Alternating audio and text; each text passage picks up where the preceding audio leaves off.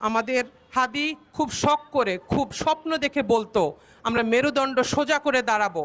সে খুব সাহস করে বলতো আমরা কোমর সোজা করে দাঁড়াবো।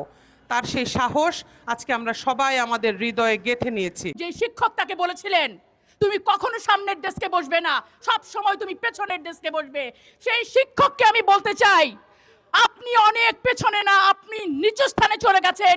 আজকে হাদি তার আদর্শ পুরো বাংলাদেশ ধারণ করছে। আমাদের হাদির আদর্শ অনেক। মাওলানা ভাসানী বলেছেন ভারত যে আমাদের শত্রু, যেই প্রজন্ম এই কথাটা পরিপূর্ণভাবে বুঝতে পারবে সেই প্রজন্ম থেকেই জাতির শ্রেষ্ঠ সন্তানরা তৈরি হবে।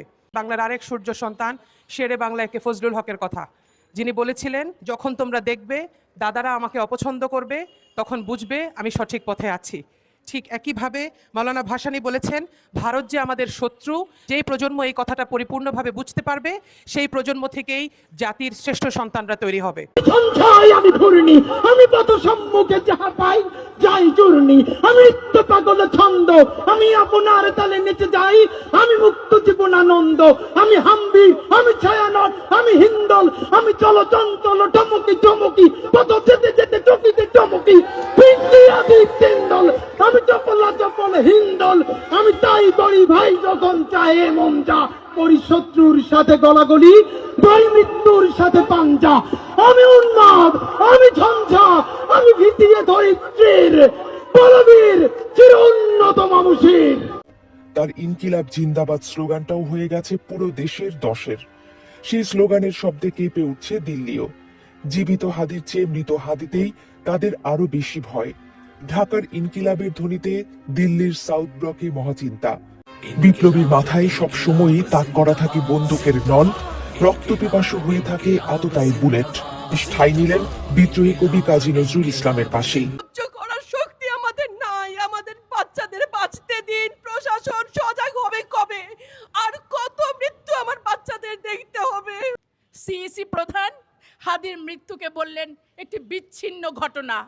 আমি জানি না তার সন্তান আছে কিনা, যদি থেকে থাকে একবার আপনাকে কল্পনা করতে বলবো কানের পেছন থেকে গুলিটা সামনে দিয়ে যখন বের হয়ে যায় সেই রক্তাক্ত ছেলের দিকে তাকিয়ে আপনি বলতে পারবেন তো যেটি একটি বিচ্ছিন্ন ঘটনা? হাদিরা কখনোই মরে যায় নাই, আমি বিশ্বাস করি না হাদি মরে গেছে। আমরা যদি কোরআন থেকে বলি শহীদ যেরকম কোনোদিন মরে না, আমাদের হাদি বেঁচে থাকবে। আমার বন্ধুদেরকে বলতাম যে তোমরা 50 জন মিলে স্লোগান দিবা আর মিছিল দিবা, আমার আব্বার আমরা 3 ভাই, এইটার চেয়ে শক্তিশালী হবে ইনশাল্লাহ। আমাদের আরো কিছু অকুতোভয় সৈনিক আছে, হাসনাত আছে, সার্জিস আছে, আসিফ আছে, ব্যারিস্টার আরমান আছে, ব্যারিস্টার ফুয়াদ আছে, ব্যারিস্টার শাহরিয়ার আছে। এদের একজনের গায়ে যেন আঁচ না লাগে। আমি তোমাদেরকে বলবো হাসনাত, সার্জি, তোমরা আমাদের ছোট ভাই, তোমরা মনে করবা যে ড্যাম কেয়ার। নো, বাংলাদেশের জন্য তোমাদেরকে লাগবে, তোমরা ড্যাম কেয়ার হতে পারবা না। তোমরা নিজেদের সেফটির ব্যাপারটা চিন্তা করবা, কারণ বাংলাদেশকে তোমাদেরকে। হাদি ছিলেন বহুমুখী প্রতিভার অধিকারী একজন ব্যক্তি। যিনি একাধারে ছিলেন কবি, লেখক এবং শিক্ষক, এবং পাশাপাশি আমরা দেখেছি প্রতিদিন টেলিভিশনে যুক্তির মাধ্যমে ফ্যাসিবাদের দোসরদের শক্ত জবাব তিনি প্রতিনিয়ত দিয়ে যাচ্ছিলেন। হাদি যখন মাত্র ঢাকা বিশ্ববিদ্যালয়ে 2য় বর্ষের ছাত্র, তখন জনৈক শিক্ষক তাকে বলেছেন যে তুমি তো হেফাজতের ইমাম, কারণ সে পাঞ্জাবি পরে এসেছিল।